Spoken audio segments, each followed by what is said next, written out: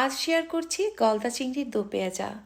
রেসিপির জন্য এখানে 6 পিস গলদা চিংড়ি নিয়েছি। কেচির আগা দিয়ে মাথার ময়লার পুটলিটা আর পিঠের উপর অল্প একটু কেটে আঙ্গুল দিয়ে রগটা বের করে ফেলে চিংড়িগুলোকে ধুয়ে নিয়েছি। চিংড়ি শেলের ভিতরে রেখেছি, তাহলে খেতে অনেক সফট হয়। প্রথমেই চিংড়িগুলোকে একটু হলুদ, মরিচ, লবণ আর খুব সামান্য পরিমাণে লেবুর রস দিয়ে মাখিয়ে নিলাম। চুলাতে একটা হাঁড়ি বসিয়ে নিয়েছি, রান্না করার তেল দিয়ে দিলাম। মিডিয়াম আঁচে তেলগুলো গরম হয়ে গেলে চিংড়িগুলোকে এপিট ওপিট করে হালকা করে ভেজে নেব।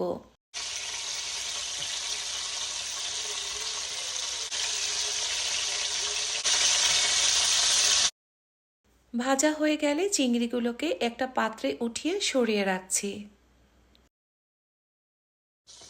একই হাঁড়িতে 2 কাপ পরিমাণে কুচানো পেঁয়াজ আর কিছু লেবু পাতা দিয়ে দিলাম। লেবু পাতা দিয়েছি, এতে চিংড়ি দো পেঁয়াজা থেকে খুব সুন্দর একটা গন্ধ আসবে। পেঁয়াজটাকে হালকা বাদামি রং করে ভেজে নিচ্ছি। এখন দিচ্ছি 1 টেবিল চামচ পরিমাণে রসুন বাটা। রসুনটাকে একটু পেঁয়াজের সাথে কষিয়ে নিতে হবে যতক্ষণ না পর্যন্ত কাঁচা গন্ধটা না যায়। দিয়ে দিচ্ছি 1 কাপ পরিমাণে কুচানো টমেটো।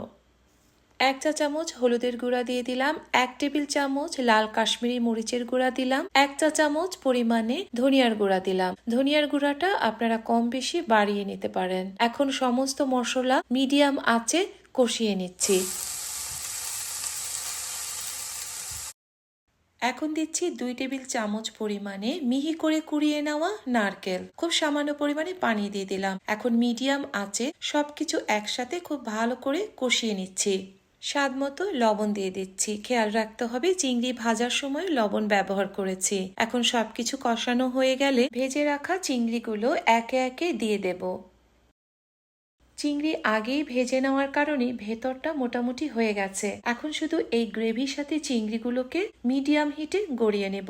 এক সাইড 5 মিনিট হয়ে গেলে অপর সাইড 5 মিনিট এভাবে করে রান্না করে নিচ্ছি।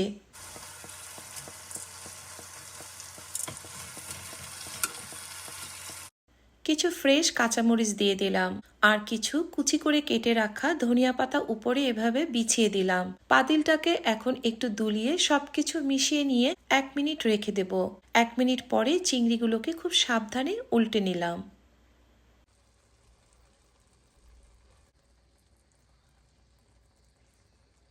হয়ে গেল অসম্ভব মজার চিংড়ির দো পেঁয়াজা। গরম ধোয়া ওঠা ভাত অথবা পোলাওর সাথে সার্ভ করতে পারেন। আশা করছি রেসিপিটি ভালো লেগেছে। সবাই ভালো থাকবেন।